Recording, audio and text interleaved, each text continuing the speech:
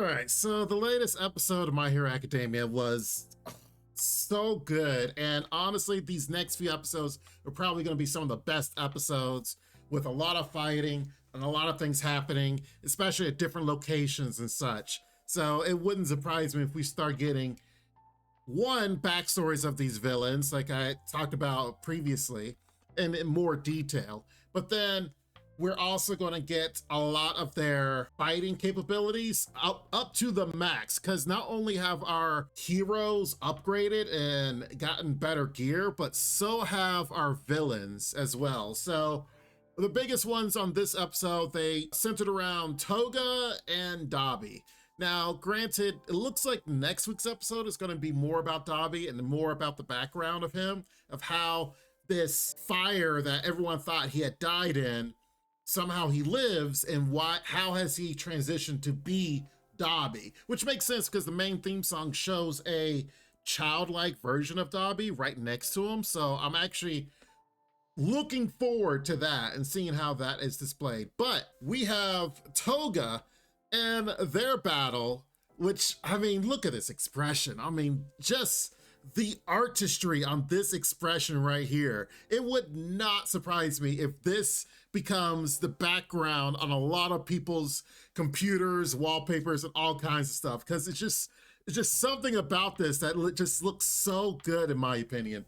But Toga herself goes full on against Deku, against Uraraka, and is trying to express, she already had the conversation she had with Uraraka, and trying to be like, hey, I care about you. Do you care about me, or what's going on here? And now that she's had the answer from Uraraka, she's kind of blown her off and is like, okay, Midoriya, what do you think? And of course, Midoriya's a good guy, and he's like, he has sense. Because they're not reciprocating the same feelings as Toga, she's like, you know what, screw you guys, and is going beast mode pretty much. She just kind of goes hard, and it's crazy how she has these like needles, missiles type deal that have jet propulsion themselves, because her quirk is all about getting blood from people, so all she has to do is pierce people and ingest their blood.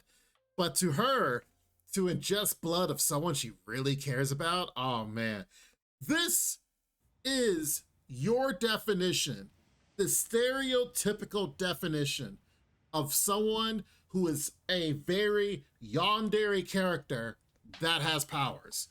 That is Toga.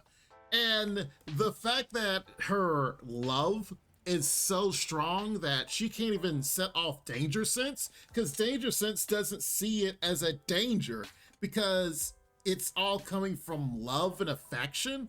It's such a weird concept, but I mean, it's what makes Toga so dangerous, because she would make an amazing and very good spy. If they had made her into a good guy, she would be probably one of the strongest heroes in the show, because she would make a great spy. Just the infiltration aspects out of her, aside from the, taking someone's appearance and such, and then now able to use their abilities if she really cares about them, just how nimble she is and how she just kind of weaves in and out of situations and fights. And like I said, if she was a good guy, she would be great. But with a personality like this, yeah, that's not gonna happen. Now, to learn that there's an actual another power that Midoriya has, and it's actually a good thing, because, you always want your main hero to have a trick or something up his sleeve, something that is kind of deep down in there that they're able to pull out to get that victory in the end. And it looks like Deku has, the fact that it was revealed that he has a deeper power, or that the powers that he has in him have gotten stronger. Yet, as you can see here, there's a lot of locks on it, because it's something that he may not be able to control right now. But all the abilities that he has within him, thanks to One for All, have gotten even stronger. And I just am like, dang, I can't wait to see how are these powers manifested, and how is this new power going to come about. And as you can see, there's a lot of locks in the door. I wonder, as he fights maybe One for All or Shigaraki, like if it's gonna show the lock slowly opening over time. And as he gains more and more power, gets stronger and stronger. I'm actually excited by this. I'm excited by the fact that Deku is not just plain Jane, like, okay, once we learn that he has multiple powers within him and he's learning each of the user's powers, okay, that's cool and everything. But what's the next level? And here is finally revealed there is a next level, but it's not something he can access right now. It's more of a last resort. So I'm excited by that. I'm pumped by it. I was like, thank you. Because right now the heroes keep losing and there's got to be some way that they can win overall. And the fact that there's a top secret power within Deku, I was like, thank you. Finally, let's go. Let's do it. Finally, one of the main things I want to talk about here is essentially the villains. Now, I feel like I could probably talk for almost an hour about just this subject alone, but I'm going to try to keep this brief and short as possible, especially for this video. But I will have to summarize this and say, I think My Hero Academia is probably one of the best mediums right now for a superhero story, especially from the viewpoints of the villains. Like, right now, this show probably is the best explanation of villains and how they are in today's society. Here we are, the year 2024.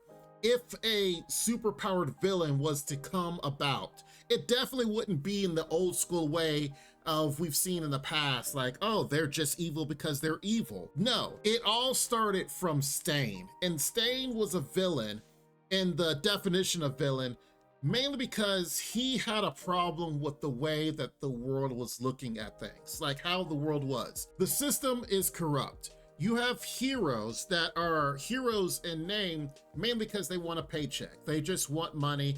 They're out there saving, quote unquote, saving people because they just want a paycheck and the admiration of people around. So Stain had a problem with that. And it's like, look, if you're gonna be a hero, be an actual hero. And so that's why he was all over All Might and cared so much about All Might, because All Might was truly a hero for hero's sake. So now we have the manifestation of all these other villains. We have Toga, who's trying to be who she wants to be. Her viewpoint of society and her viewpoint of what love is different from everyone else around her. And she just wants to be loved in her way. And she wants to share her love. Now, granted, that love is killing and injuring people. In an effect of that love, it is through violence, killing, injuring, and things like that. Now, yes, that is wrong. On a superficial level, she is just trying to say, I love and care for things in one way. Why is the world and society trying to change me from loving and caring of things? Her parents are like, why can't you just be normal? Instead of actually trying to listen to her and listen how her thought process, how she views things. No, they're just like, you need to change from whom you are. And she's just tired of hearing that. She's tired of hearing from everyone saying, stop trying to change me, let me be me. Let me love the way I want to love. Granted, that love is, you know, murderous and such. Now that would be the problem, but like I said, we're just looking at it at a superficial level. And then you have Spinner, who is in the League of Villains, but he is a villain only because of the way society is treating him. And which makes sense, you know, when you live in a world where you have quirks and sometimes those quirks make you look different than you actually are. Here he is just wanting to be normal. He just wants to be a guy like everybody else. But of course, society looks down on him just by the way he looks. And he is the moniker now for all the other people that are just like him, how society has looked down on them because of the way they looks. Just like I was thinking of King Orca. King Orca is a hero, and a very strong hero at that, but what if he wasn't a hero? What if he just wanted to be a regular guy? Now, granted, I don't know, you know, they haven't really gone into detail about King Orca's backstory, and the aspect was he ostracized like other people and then became a hero and people treated him differently. I don't know. But in this society where just because you look different, they just want to be treated the same. So thus it's gotten to a point where Spinner is become a villain to almost be like someone that people can look up to be like, hey, I'm trying to change society because society is wrong in the way they're treating us. And it sucks that he has to be a quote unquote villain for that, because just think of the characters that are villains in this show. What if instead of them being villains, they were activists? Or we're trying to change the way the government and society was by protesting peacefully. The only difference that makes them quote unquote villain material is that they've taken their ideas and applied violence to it and or killing to it. So if some of them were not quote unquote villains, they actually could be very important and very influential in their want to change the way society works. Like Stain. If Stain wasn't going off and killing all these heroes that he thought were not truly heroes, then maybe he would be listened to a lot more. He was eventually listened to in the show, and which set the tone for the League of Villains to actually have people on the side of the League of Villains. But my point is that maybe if Stain took it in a different way, that more people would listen to him in a deeper understanding. And society in this show has broken down because of the League of Villains coming out and saying, look, our world is broken. And look, your number one hero, Endeavor, is broken. You shouldn't be like this. The whole system is broken. And thus society has fallen, especially when all the villains were released from jail on top of that. So it was a stepping stone to get to this point that we're at right now in the show. But honestly, some of the viewpoints from the villains, they have a point.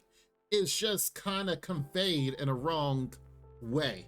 And if they were conveyed in a more peaceful way, maybe society could change for the better, and maybe they would actually have an even stronger point.